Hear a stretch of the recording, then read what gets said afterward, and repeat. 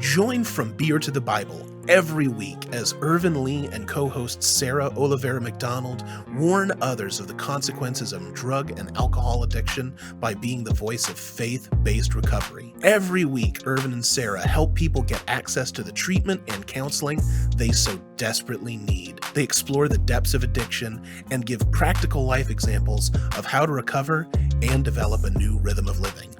The show is gritty, authentic, and simply raw while being rooted in the love, faith, and hope of God. Welcome to From Beer to the Bible. Welcome to From Beer to the Bible. We have a very special episode and guest today. A lot of people ask what we do. Well, what we do is we work with those who are suffering from drug and alcohol addiction to help them get connected to the resources that are available to get them sober. Well, we have one of the young men that we have had the pleasure of walking alongside, helping, pouring into, who is a success story, who is now sober through much trial, tribulation, and challenges. I want to say a special thank you to his family and to his father, who is like a brother to me, Robbie. So thank you for never giving up on Connor. We love Connor, and I just want Connor to share his story with you. So if you have a child, a son or a daughter who is suffering from drug and alcohol addiction, we want this episode today to give you hope and to let you know that this too shall pass, and God can and will deliver them from the throes of addiction. So, Connor, say hello. How's it going? I'm Connor. Yeah, I'm Connor. I'm happy to be here. Well, Connor is, I'm going to say it like this. This is the title of today's show. I'm just going to make an executive decision. When helping hurts. Title and theme is When Helping Hurts.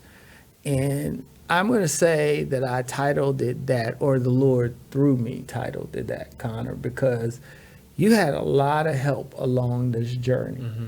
And sometimes in our haste to fix a problem or to fix a person, we enable and we help them. Our help starts to hurt. And I think as I step back and I observe, I probably was guilty of this as well. Just we all wanted you well and wanted to fix you real quick. Mm-hmm. And one of the things I learned with recovery and addiction is that there's a process. Mm-hmm. And sometimes in that process, there's pain. So tell the world today a little bit about your journey to sobriety. Oh, man. I started using drugs and alcohol when I was 12, 13. I played sports. I was on varsity at a young age. I was hanging out with all the older guys, and I really just wanted to fit in. And then it got to a point where I just wanted to numb all the feelings. I wanted to numb the relationships that had ended. I didn't want to have to deal with those. I didn't want to have to deal with not passing a test. Arguments with my family. And then I just used it to that. And then throughout the years, I went to treatment at a young age. I went to treatment when I was 17. Mm-hmm. At that point, at that age, you couldn't tell me anything. I was going to do what I wanted to do, and nobody could tell me anything different. And, I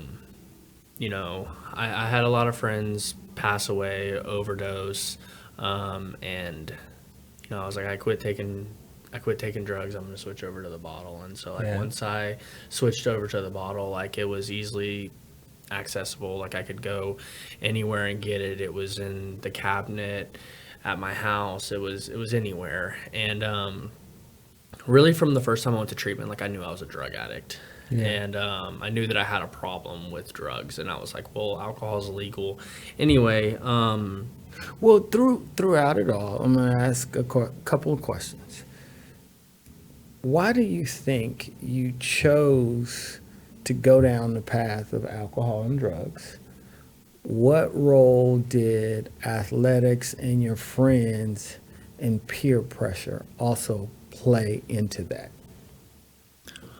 You know,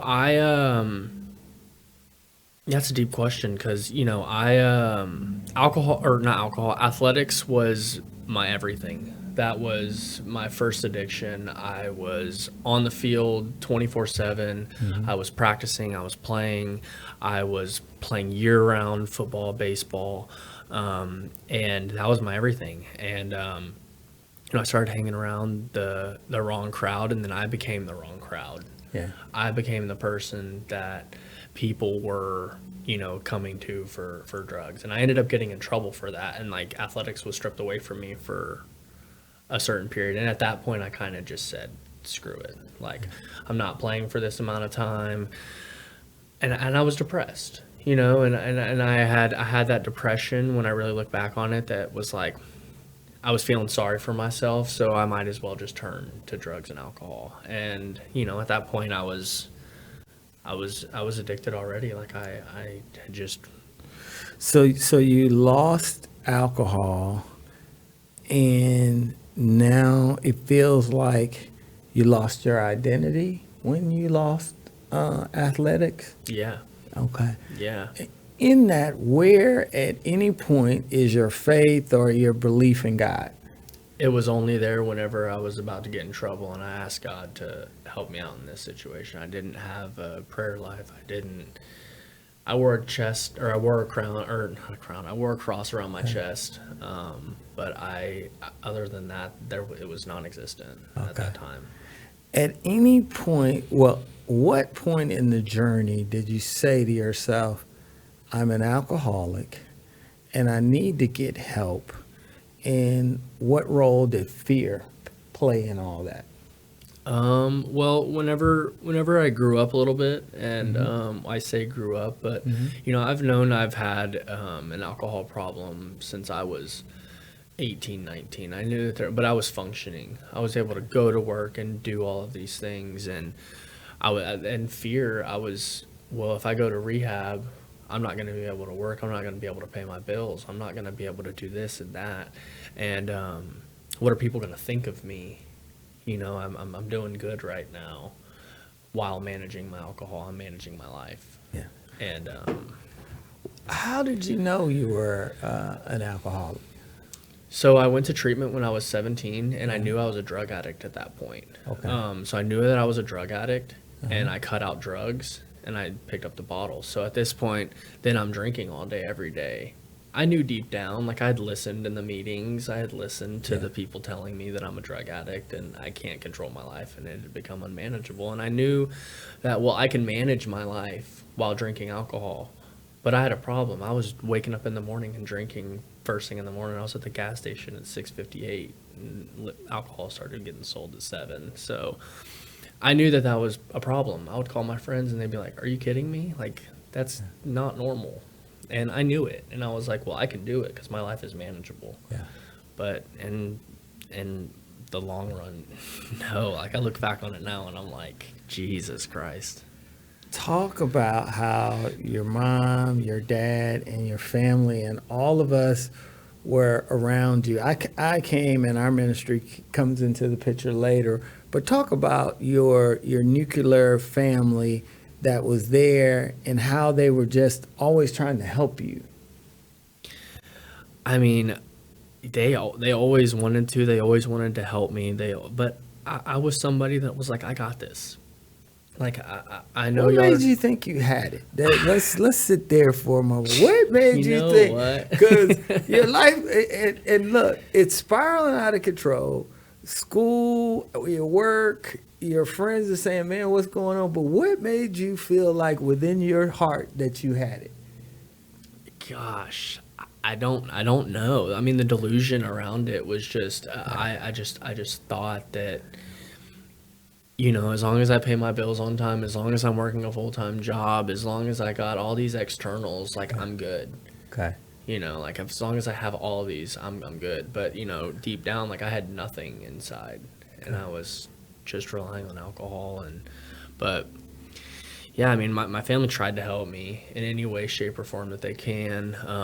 I blamed them for why I had this problem and then dwelled over that. and it's, I found every little thing to drink. Good day, bad day, promotion, demotion, getting fired, getting hired, somebody winning, somebody losing. It was whatever the case was. But tell the young people, young adults who can't relate to me, but they can relate to you. Tell them the impact, listen up, listen to this, young people, of addiction and alcoholism on your mom and your dad when you're in your active addiction. So, like I said, I mean, I'm somebody that, I love my mom, I love my dad, I love my family, and with the truest intention, I always thought that if I was respectful, then I was being a good son. But the pain and suffering that I had caused them from my drug addiction and my alcoholism was just, it was crazy. I think that, alcohol's legal, it's fine, like I can drink however I want, but all the pain and suffering that I had caused them, the disrespect, I wasn't a good son. I was very disrespectful. I didn't want to listen to what they had to say because I thought that I knew everything. I thought that I could control it, I could manage it, but like the suffering on my mom and my dad and my whole family as a whole was just, all they wanted to do was help me, and all I wanted to do was step all over them and tell them I got this, when in reality I didn't. And it was really hard for me to, actually it really wasn't that hard for me to realize that once I got sober, because like I had seen where I was and where I got to, and all my parents ever wanted for me was the best. And when I look back on it now, it's like I'm very grateful. I'm grateful to be here. I'm grateful to be able to show up for them. I'm grateful to have them call me for advice. And those are the type of things that, have made me who I am, is looking back on things and like not beating myself up because I was the way I was, but I am the man I am because of the way that I was. And so for that, I am super grateful. Tell parents who have a son or a daughter suffering from addiction, give them some insights into what it's like from your perspective and what you learned that could help them as they deal with their loved one who's young and suffering from addiction. So, I mean, the best way I can do this is, I think of it as like my mom or dad's standpoint, and me being an addict. Like there really wasn't things that I thought or hoped to have been different. My parents wanted the best for me, but I had to have my experience. I had to experiment. I had to learn the hard way. I had to figure it out on my own. I had to do all of these things when really my parents were just there to try and like lead me in the right direction and give me guidance, and I just didn't want to take it. I wanted to learn the hard way. My mom would give me a shortcut, my dad would give me a shortcut on something, and I was like, no, I'm gonna do it my way. And then I learned the hard way and end up whatever it was, whatever the case may be. Yeah. But dealing with an addict, it's really hard because there's just they don't, I don't want to say they don't care, because that's not the case. It's we in active addiction really just want when our next high is going to be. When is that going to be? How am I going to make this happen? How am I going to make ends meet? And it's a constant life of stress and chaos of, when's my next high going to be? What am I going to do today? How am I going to make this happen? And and it sucks to hear that like that is our priority, that's our main priority. It's not about checking in on mom or checking in on dad and seeing how they're doing. And in my experience, I had to have an experience. I had to learn the hard way. my mom and dad, they never gave up, but they kind of just put their hands up and were like, "You're gonna do what you're gonna do. There's no telling you what you're gonna do." And you know, that's how I had to learn, and I'm grateful that I did. Well, when I came in, our ministry, and we came alongside you, I knew you were going to have to reach a point where you yourself, within yourself, you would have to come to yourself and surrender and say that I need help. But as being one of your dad's really good friends, you know, I wasn't, and I'm going to say, I couldn't divorce myself from the feelings that I had and the empathy for your dad and the empathy I had for you. So it was for the first time in our ministry, I had a father and a son who I had feelings for. You know, your dad's been one of my really good friends going way back, right? So this hits my heart and soul close to home, because your dad and I hadn't talked for a while, but then as soon as we reconnected, man, it was just like old times, right? And then he mentions and bring you, and then you remind me so much of your dad and I and some of the things that we did when we were young, right? so it hurt me to see you in your active addiction, because I knew just from the first time we spoke, man, that like, man, Lord, when you get Connor lined up, man, he's going to do great things. I knew we would have this moment. I prayed that we would have this moment, that you would be here on the show talking about your sobriety and how grateful that you are for it. But what I will say to parents is I had no idea when it was going to happen. So let's talk about when you went through multiple treatment center stages of addiction in the process. Talk about when you put the stake in the ground and said, I'm going to surrender and I'm going to get sober. Okay. You know, I grew up going to church, and I never really grasped the fact of like what it was to have a relationship with God and what it meant to live by those principles, which it's a daily practice. And when I went to treatment the last time, you know, I went somewhere for 30 days. I went to a sober living.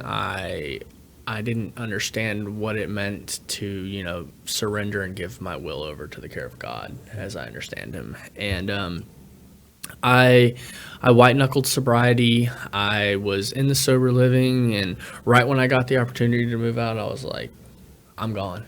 I'm out of here. I was high 2 nights before I moved out. Yeah. You know, so I had already had that reservation in my head. And, you know, there was a lot of pain and suffering around that. Like, I had managed for 5 months living on my own, and I had to move back home. I had to move back home with mom. And it was like, that was a hit to the ego. You know, and in this whole time, you know, like, I'm still talking with you. Yeah. Like, I'm talking with you every once in a while, probably lying, like, how I'm actually doing, you know. You know, there was a couple months stints that I wasn't drinking, which I am honest about that. But, you know, it was still, I was just in such a dark place. But, you know, I went to a treatment center this go around that broke down, you know, why I work the steps. And I have to work the steps of Alcoholics Anonymous. And me having a relationship with my God and living by these principles every day and being spiritually fit to go to a tailgate or go to a bar for a Halloween contest and a couple, you know, just all these things, like being spiritually fit to go somewhere and be like, I don't need drugs and alcohol. Like, I'm in such a good place. Like, I'm helping other people. But when I went to this treatment center, it was right before I was moving out. I had worked a couple guys through the work there. Yeah. And it wasn't until I was helping somebody else and somebody read off their 3rd step prayer to me, and I told them just to do it in their own words because they couldn't memorize it. Yeah. And they did it in their own words to me, and that was an experience kind of in itself. And then it was a week before I left. I had done all these things. I had done this trauma bonding, this grief and loss trail ride. I'd done all these different things, and all of those different things at the time when I did them, I didn't really realize that they were an experience. But I was sitting in my discharge. I was sitting in the discharge office, and I was sitting in the chair. I'd kind of said, you know what, like whatever happens, happens. I had all these plans and designs for myself for whenever I got out of treatment, and none of those things happened. Like I said, you know what, like I'm working these steps.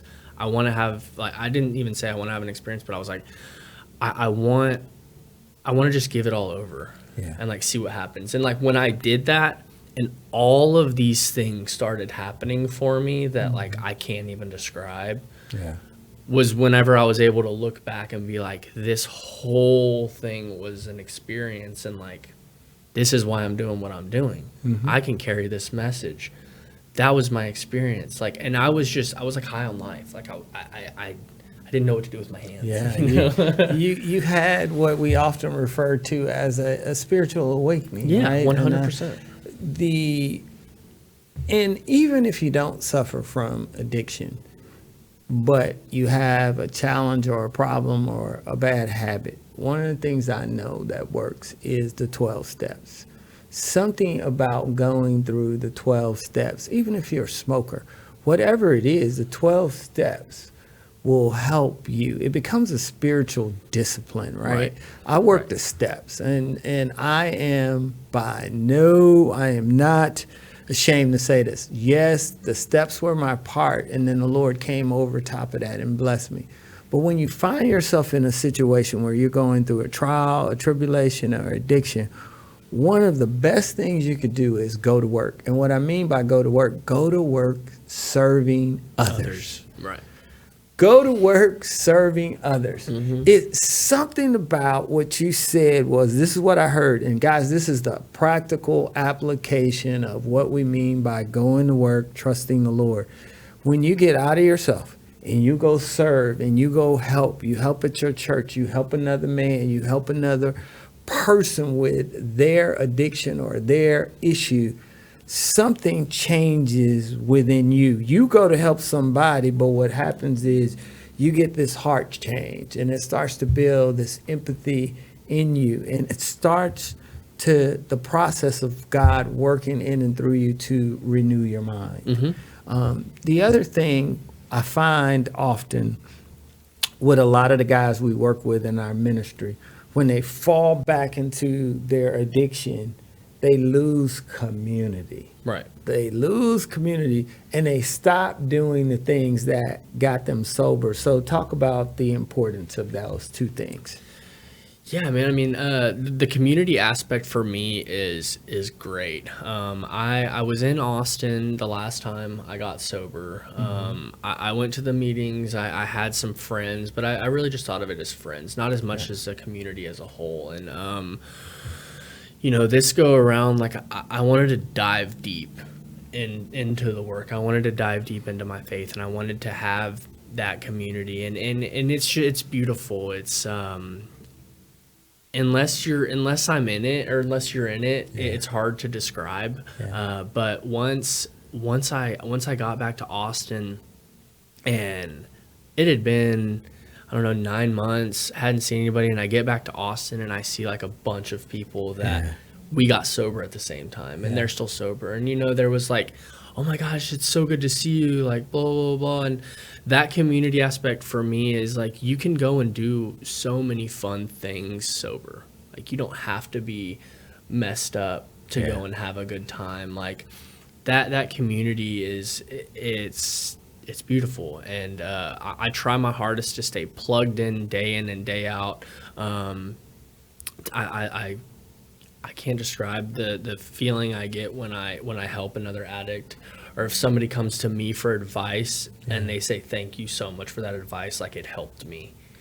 There is this healing power and serving another person. Right. God says, love me and love others. Well, an extension and an application of loving others is being there for them, helping them carry their burden, helping them, especially after we've gone through our path of addiction, then being able to walk alongside another man and say, this is what to expect.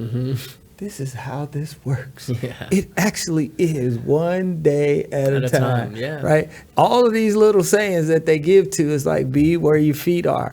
Well, oftentimes with addicts and alcoholics, man, we're either way, way, way down in our future or way too way deep buried in our past. And it's a great revelation that you and I can just be here with each other, right? And that calms our soul and our mind. The other big question I get from young guys who want to be sober is, well, does that mean I can't have any more fun? Does that mean I can't go to a concert? They look at sobriety as life limiting versus life giving. Right. So talk about your decision tree on how you decide where you're going to go. Right. And you know, I'm an addict. I'm an alcoholic. A lot of people are normal. They can go out and they can have drinks and do it. I'm not somebody that can do that. Yeah. But as long as I'm keeping my relationship with God, my higher power, like if I'm spiritually fit, I mean, if I'm going to go somewhere and it's going to be every single person is going to be sitting there doing drugs, and that's not really somewhere I want to be. Like I wouldn't want to be there. But as long as far as going to concerts, going to comedy shows, going to, you know, a bar for a Halloween contest, like as long as I'm spiritually fit, I don't have a problem with it. But that's just me. You know, if you get in a situation where you are feeling uncomfortable, that's where you call somebody. And I mean, it's really hard to do that because me as a man, I think like, oh, I don't need to call somebody. I'm a man, you know, but like that's where that community comes in handy is it's like I can call somebody, I can go and talk to somebody about it, and they're not going to judge me for it.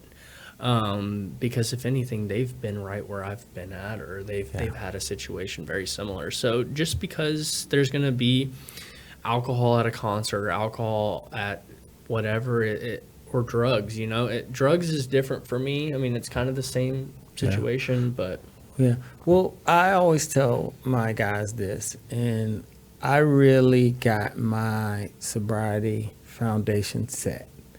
And now my decision tree is if I'm asked to go somewhere where it's going to be alcohol, I talk to the Lord and say, Lord, is this somewhere I should go? What is the purpose of me going? Right. What's the motive behind me going? Right. Who's going to be there? Right. And does this enhance my life or does this put me at risk? Now, let me say this. I know that I'm not going to have a drink today, but I also know who I was, right? Right. A guy who was obsessed with alcohol, right? A guy who made alcohol his God. So I don't want that anymore. So while I know I won't have a drink today, what I do is I say, I go through that, what I just told you, that's my decision tree. I start with the Lord. What's my motive? What's my reason for being there? And who's going to be there?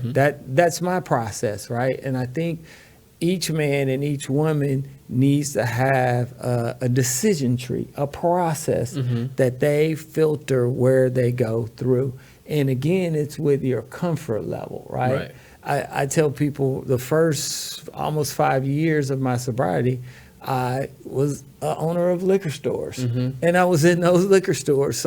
So I was around in the alcohol industry. I don't recommend that. No. But that was my process and my journey for the Lord to show me I can put you, now listen to the words I'm saying, I can put you in the lion's den, and I can close those bottles and that alcohol. So I got to see the power of the Lord. The Lord was doing a work in me, showing me that perhaps there was doubt that, wow, how could I be in recovery and then work in the alcohol industry. So he showed me that.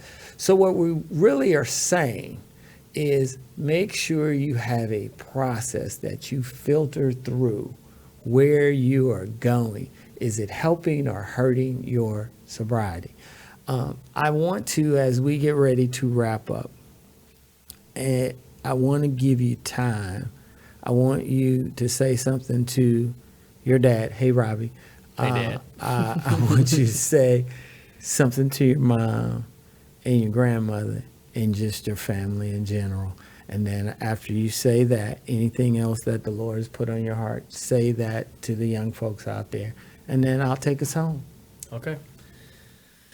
Well, first and foremost, I want to talk to my family. I'm really just going to say everybody as a whole. I've talked to you guys. I'm super sorry for everything that I've done. The way I've treated you, the way I showed up as a son, as a brother, has been very poor. I think there's just been that built up guilt that has just held me back from, being the man that I am today. And I'm super grateful that you guys have shown up the way y'all have shown up, because it has made me who I am today. And all my guys and girls back in Austin, I just want to say what's up. It's been a long ride, and I'm super grateful for you guys as well. My beautiful girlfriend, Victoria, I love you. Thank you for everything. Thank you for sticking by my side over these last 4 or 5 years. I really, really, really appreciate it. I'm grateful for the AA community as a whole. I'm grateful for Ervin. I'm super grateful for you. I wouldn't be here if it wasn't for your grace and the way you tried to show me.